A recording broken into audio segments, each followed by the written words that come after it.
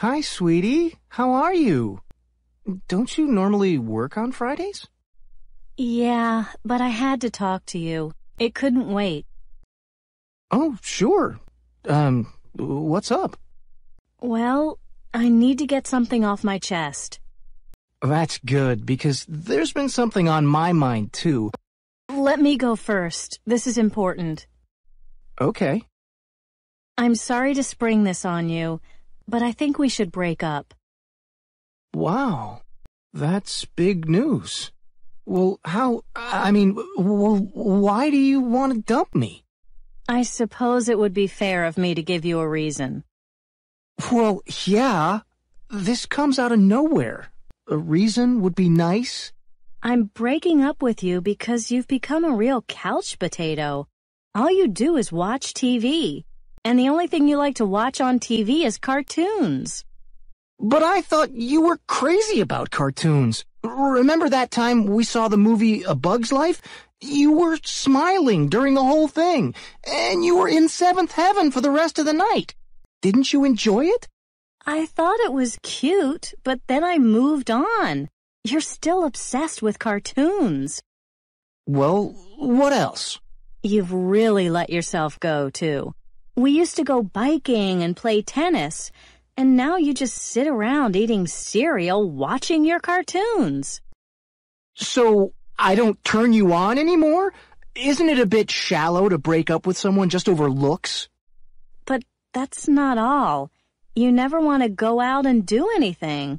We stay here all the time, and your apartment is a pigsty. You never do the dishes or the laundry. There are empty pizza boxes from 2 weeks ago on your kitchen table. It really drives me up the wall. But we've been going out for 2 years now, and I've never exactly been tidy. Why didn't you bring this up sooner? I thought it was cute at first. I thought I would get used to it. Later, I thought you would grow out of it. Anyway, that's not the point. I just don't want to see you anymore. So, you said you had something you wanted to tell me.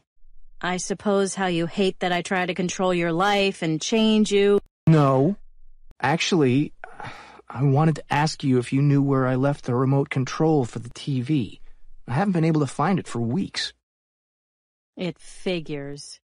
Welcome to Now We're Cooking, where eating gourmet doesn't have to cost an arm and a leg.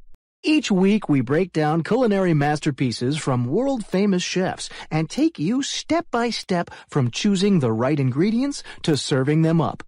Today we've got a lasagna by our guest chef Vincent Charbel that will knock your socks off. I mean, it's really out of this world.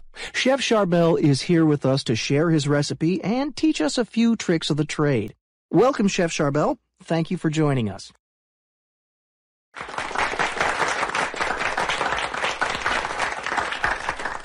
Thanks for having me, Brian. The lasagna we'll make today is your own recipe? Yes? And we'll make it all from scratch. Certainly, and all with fresh ingredients. That's really the secret to top-notch cooking. When did you first dream up this special lasagna? About 8 years ago. I was eating at a friend's party and realized how lifeless most people's lasagna is. I wanted a lasagna with zip, something that would stick to the ribs but wouldn't weigh you down. So I went home that night and baked about 15 trays of it until I came upon this recipe. Incredible! It took some time, but you really came up with something unique. Well, let's get started.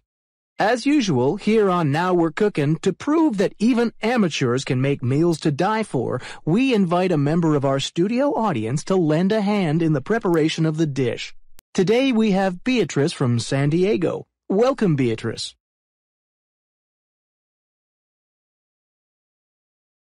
Hello. Are you ready? I'm really a terrible cook. That's why you're here, Beatrice, to show the world that you too can make exquisite food. Just give it your best shot. Okay, I'll try it. I guess the proof is in the pudding, or at least the lasagna in this case.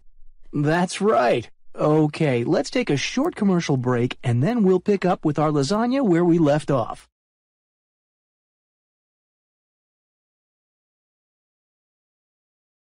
Hello, welcome back to Now We're Cooking.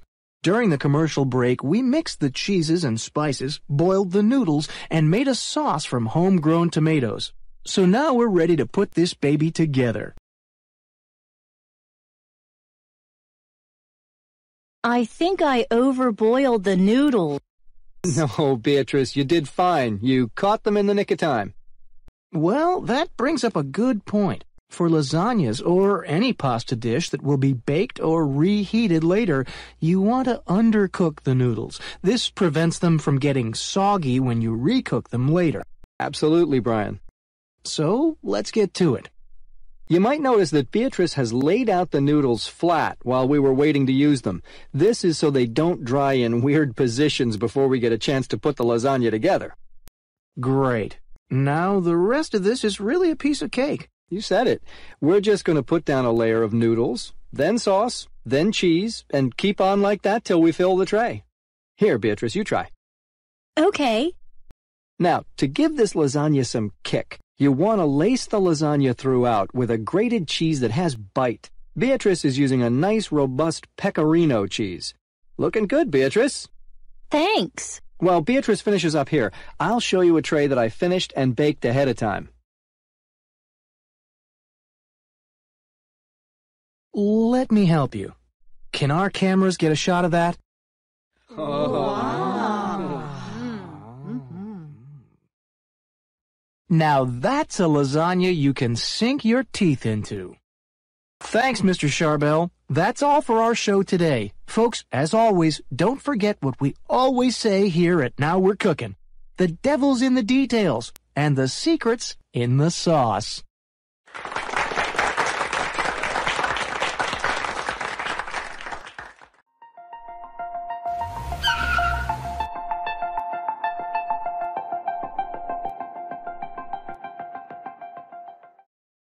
I'm so tired of shopping. Trying to find the perfect clothes for me out of the hundreds of things we've seen is like looking for a needle in a haystack. Oh, don't exaggerate. We haven't seen that much. Hey, look. That place looks nice. Let's check it out. I don't know. Those clothes in the window aren't exactly my cup of tea. Plus, it looks expensive. We'd probably have to pay through the nose for anything we find. Did you wake up on the wrong side of the bed this morning or what? Don't be such a wet blanket. You're the one who's always complaining about your clothes being out of style. I let you drag me out shopping so you can keep up with the trends, so this is all for you, not for me. Okay, you're right. We'll give it a try.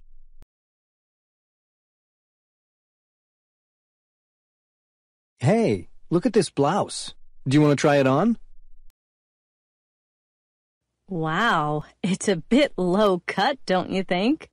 And you can see right through it. Won't leave much to the imagination. I don't know. I think it might be kind of hot. Forget about it. I'm not wearing that in public. It would turn too many heads, and you know you're the jealous type.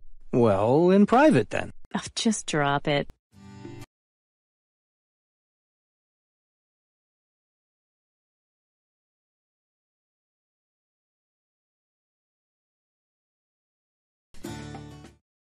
Okay. What about these pants? Those aren't bad. Wait, let me see the price. Right, just as I thought.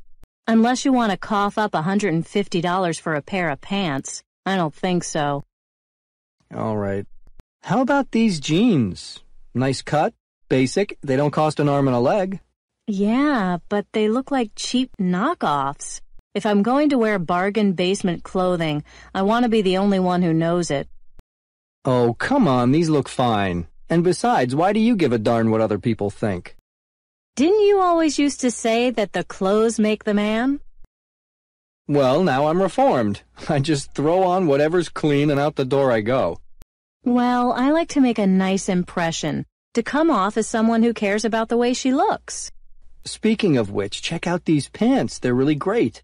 Yeah, but these pleats, all these pockets, they're a bit busy. I think they're unusual, really one of a kind. Why don't you just try them on? You might like them. Oh, all right. Hand them over. I'll try them on. Well, let's have a look. Can I see them on you? What do you think? I don't think they're me. I told you it would be impossible to find... I hate to burst your bubble, but those pants look great on you. They fit you like a glove. Why are you frowning? We finally found something that looks great. Now we have to find a top to go with it.